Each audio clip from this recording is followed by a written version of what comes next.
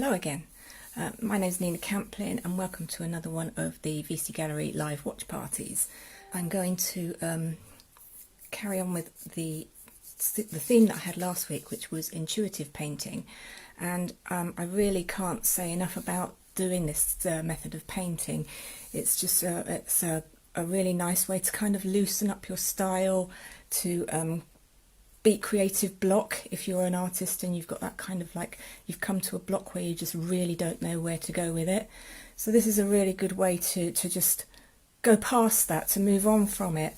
It can be very meditative, it can be very spiritual, it can be very therapeutic. You can use this for art therapy. So it's a good way to zone out and get yourself just playing with paint, playing with medium, even anything really that you've got. And that's exactly what I'm going to do today.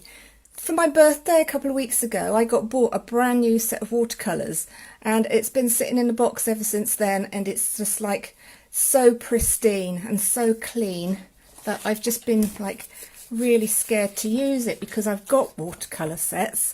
So whenever I do watercolours, I tend to pick up what I've already got, what I know, where I know all the colours, what they are, where they go. And I'm going to just turn my camera around so I can show you this. Right, as you can see, these are my existing watercolour sets.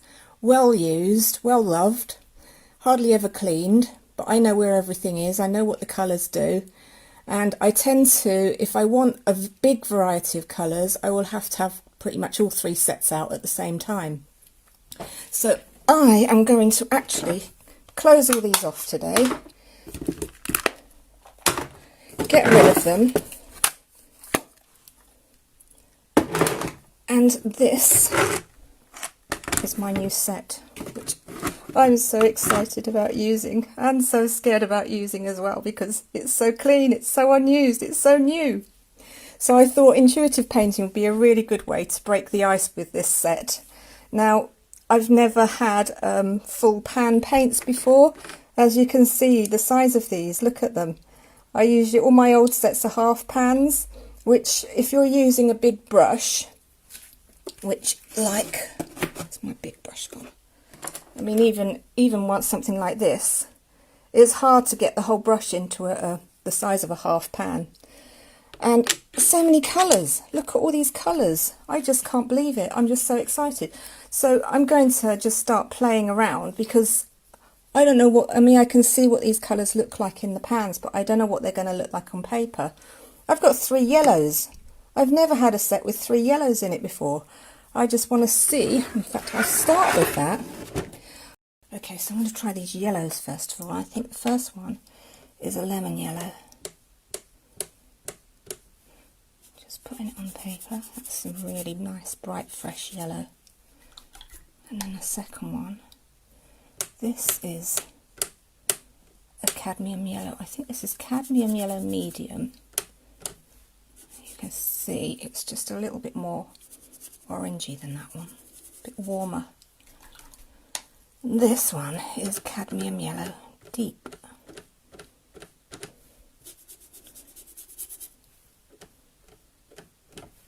It's got a little bit more density than that one. So they're quite subtle in the differences. So I'm just going to play around now. I've got this bit of paper, and I'm going to start with the light colours. So I've got a yellow ochre here as well. That's a yellow ochre, just a lot more mustardy looking. And I've got a raw umber, which I've never had in a watercolour set before. So let's see what that looks like. How different is that? It actually looks a bit paler than the yellow umber, yellow ochre I mean. Raw umber. They look very similar. So I'm going to just keep going with the light colours first of all and fill this background. Let's see, I've got cadmium orange that I've never had before. Cadmium orange, wow. That's a beautiful colour.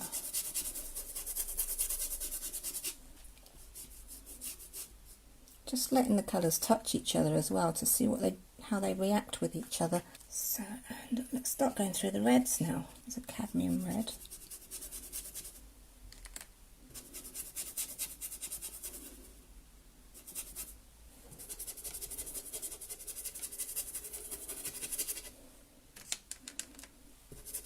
I'm not worrying about where I put these because I'm just thinking of this as a free-flowing type background at the moment. And this is another red. This is alizarin crimson, I think. Much pinkier.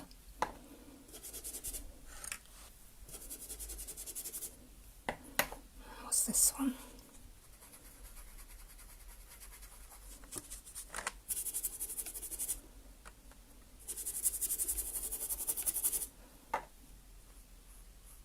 So it's lovely using this fresh palette, picking up a paint and not finding that it's got another colour already on it.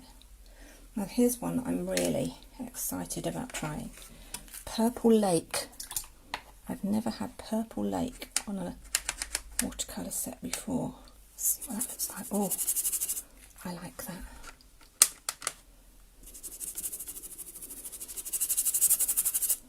In fact, I'm going to do a lot with that one.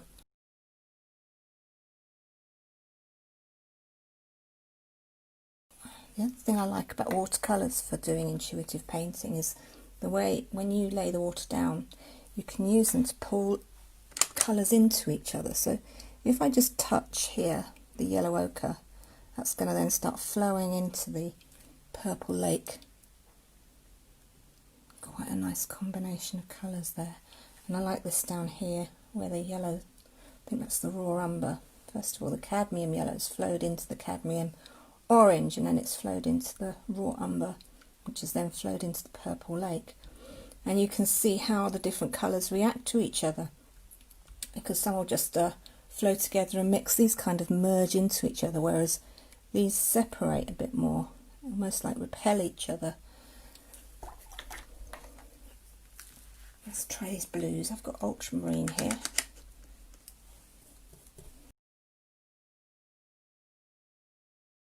Let's see what this other blue is. This is a cobalt here. Intense blue. Let's try that. Oh, look at that. It's nice and dark. It's almost like an indigo.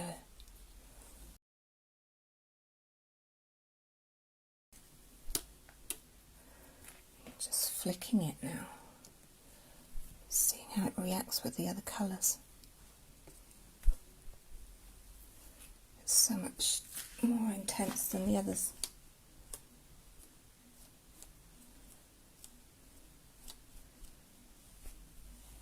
Right, what have I got left that I haven't tried yet? It really is a great blue for doing sea. It's a nice kind of turquoisey colour.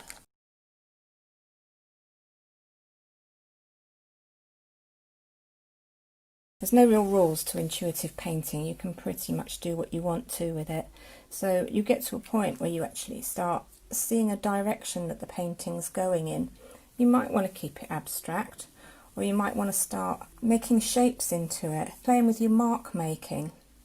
So if I use a smaller brush now and start looking at, I quite like some of these shapes, and even the drops of water here have made a different kind of shape in here. Also using something other than a paintbrush. So let's go in with let's try a sponge here. So I've got a piece of old sponge, and I'm going to just wet the sponge, take it into Vermilion. I'll sponge that in there and get a completely different mark making technique there. Let's try just using fingerprints.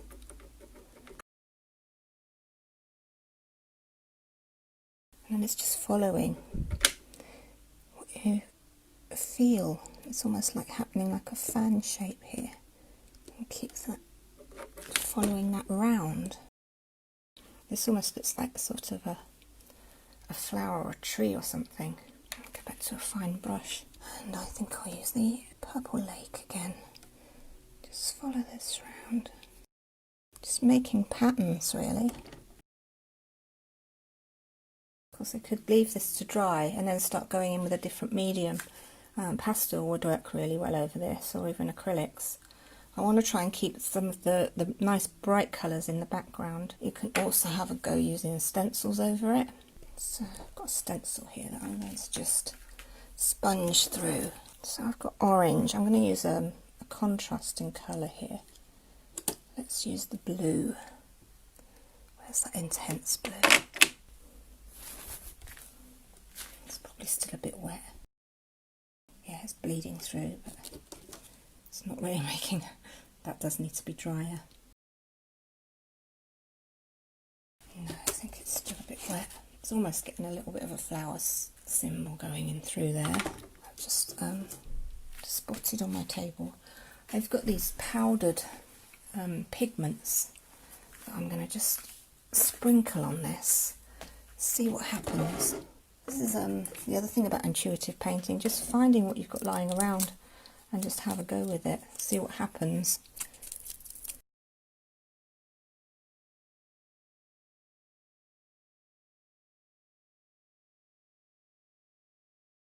So if you get to a point where you feel like your painting's starting to look a bit too muddy, you can always dry it off and then start going in with a dry medium, or even with acrylics, and then you can put light colours over the top of dark colours. And I just want to show you the result of the one that I've done previously. This was one that I played around with, and then I allowed it to dry, and then I went in it again and had a go at just playing with it on top of it with inks and acrylics and looking at different mark making. It's playing around, and this is what the whole idea of it is. Like I say, there's no wrong or right rules on this. It's just a case of playing and seeing what happens. I just want to show you. This is a big canvas I did a few years ago. I called it Jewels of the Sea, and I was just playing with all the blues that I had, and I also put silver on it. Bits of silver in the paint. And up there. And then these huge lumps here are pools of PVA glue that I poured silver powder onto. And this one I kept as an abstract painting, but quite often I will just use them as a background and then work into it. This one's oils, but this started off very similar. Playing around with oils, which obviously don't move as much as watercolours. They tend to be a lot more sort of stable, and they won't merge quite as much. So it was done in quite a dry way with dry brush strokes, but then I started to see a storm in it, and that's when I decided to put rampaging horses coming through the storm. So I hope that's inspired you to do something. Have fun painting, everybody.